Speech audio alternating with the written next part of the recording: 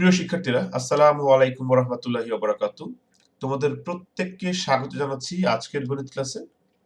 আজ আমি ষষ্ঠ শ্রেণীর গণিত বিষয়ের অধ্যায় 4 অর্থাৎ মৌলিক উৎপাদক গাছ অধ্যায়টির গসাগু অংশের অনুশীলনীর 1-এর খ নং সমস্যা নিয়ে আলোচনা করব। তাহলে চলো আমরা গসাগু অংশের অনুশীলনীর 1-এর খ নং সমস্যাটি সমাধান করি। স্ক্রিনে আমরা সমস্যাটি দেখতে পাচ্ছি। ছবির মাধ্যমে এবং ভাগ প্রক্রিয়ায় নিচের সংখ্যাগুলোর গসাগু নির্ণয় করো। ঠিক ক নং প্রশ্নের মতনই এখানে 56, 78, 90 তিনটি সংখ্যা দেয়া আছে। এদের গসাগু নির্ণয় করতে হবে দুইটি উপায়ে। একটি হচ্ছে ছবির মাধ্যমে, অপরটি হচ্ছে ভাগ প্রক্রিয়ার মাধ্যমে। তাহলে চলো আমরা প্রথমে কিভাবে ছবির মাধ্যমে 56, 78 এবং 90 এর গসাগু বের করতে হয় তা আমরা শিখে নিই। সমাধান: 56, 78, 90 এর ছবির মাধ্যমে গসাগু নির্ণয়। তোমরা দুইটি পৃথক ছবি দেখতে পাচ্ছ। এক পাশে বাম পাশে 90 ও 78 এর গসাগু দেয়া আছে, ডান পাশে 6 ও 56 এর গসাগু দেয়া আছে।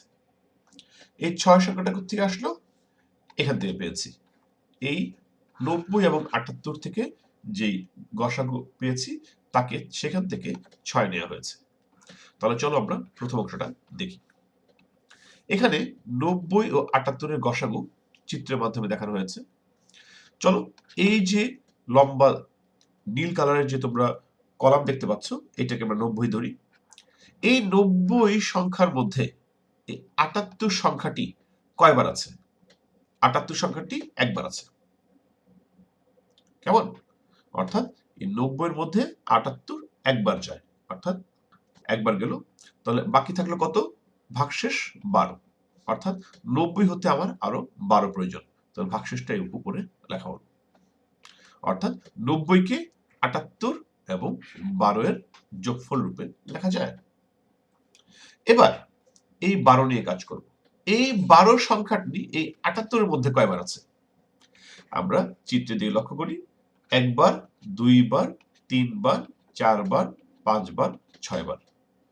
6 12 গুণ করলে 72 হয়। অর্থাৎ এই 12 সংখ্যাটি এই 78 এর মধ্যে 6 বার বসতে পারে। তাহলে 78 এর মধ্যে 12 6 বার বসলে হয় 72, বাকি থাকে হচ্ছে 6। এই যেটা হচ্ছে 6।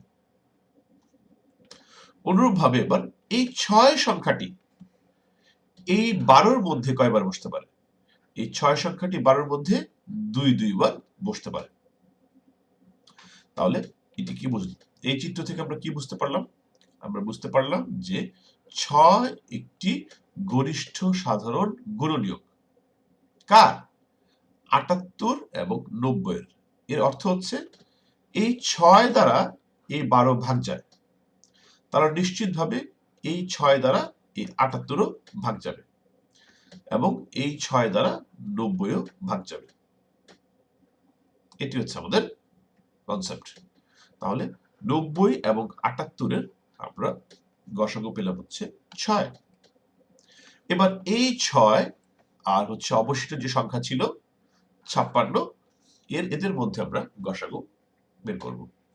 এখানে আরেকটি বিষয় লক্ষণীয়, এই সংখ্যাগুলো তিনটির মধ্যে বৃহত্তম সংখ্যা 90 এবং এর পরবর্তী ক্ষুদ্রতম সংখ্যা 78, পরবর্তী ক্ষুদ্রতম সংখ্যা 56।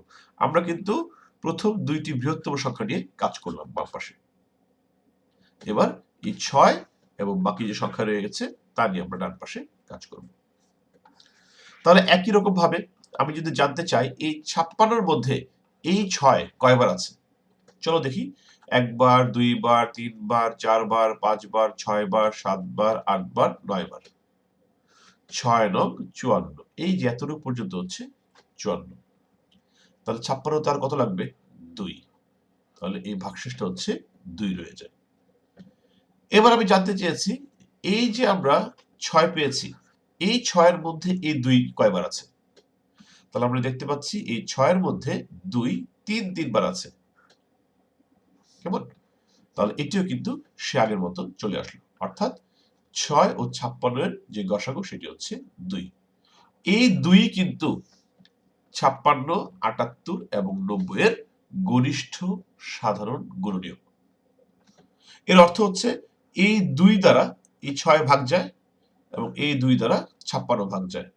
তাহলে আমরা বলতে পারি এই 2 দ্বারা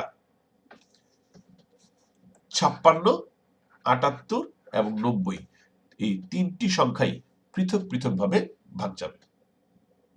এই কারণে 2 হচ্ছে এই 56, 78 এবং 90 এর গসাগু। এটি চিত্রের মাধ্যমে গসাগু নির্ণয় প্রক্রিয়া। তাহলে এবার আরেকটি প্রক্রিয়া আছে ভাগ প্রক্রিয়া। তাহলে চলো ভাগ প্রক্রিয়াটি আমরা দেখে নিই। ভাগ প্রক্রিয়ার মাধ্যমে গসাগু নির্ণয় ঠিক আগের মতনই 90 এবং 78 এর গসাগু নির্ণয় করব, কিন্তু সেটি হবে ভাগ প্রক্রিয়ায়। তাহলে এই ক্ষেত্রে ভাজ্য হচ্ছে 90, ভাজক হচ্ছে 78।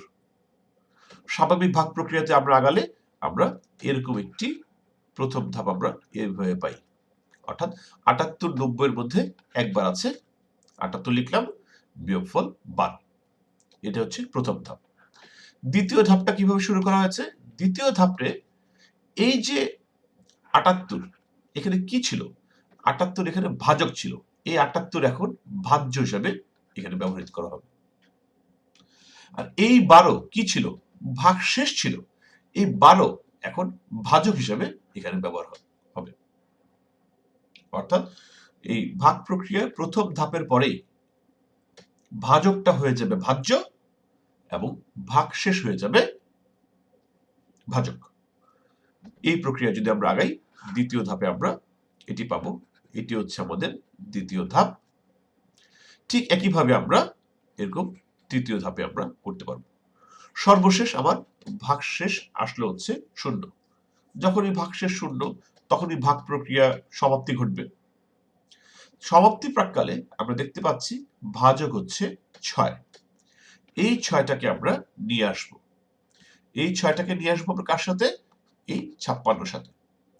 যেমনটি আমরা চিত্রের মাধ্যমে ভাগ গসাগু বের করার সময় কিন্তু আমরা এই 6কে নিয়ে আসছিলাম। এবার এই 6 দ্বারা এই 56কে 6 এবং 56 গসাগু নির্ণয় করব। তাহলে এই ক্ষেত্রে 6 হবে ভাজক, 56 হবে ভাজ্য। তাহলে স্বাভাবিক ভাগ প্রক্রিয়া আমরা আগালে আমরা সর্বশেষ ভাগশেষ 0 পাই। যখনই ভাগশেষ 0, তখনই আমাদের ভাগ প্রক্রিয়ার সমাপ্তি ঘটবে। আর সেই মুহূর্তে আমাদের ভাজক কত সেটা আমাদের দেখতে হবে। তাহলে সেই মুহূর্তে ভাজক হচ্ছে 2। তাহলে এটি কিন্তু আমাদের নির্ণয় গসাগু। এই যেখানে লেখা আছে এখানে শেষ ভাজক 2। সুতরাং 56, 78, 90 এর গসাগু 2। এর অর্থ হচ্ছে 2 দ্বারা 56কে, 78কে এবং 90কে নিঃশেষে ভাগ করা যাবে। এটি আমাদের 1 নং প্রশ্নের খ নং সমস্যার সমাধান।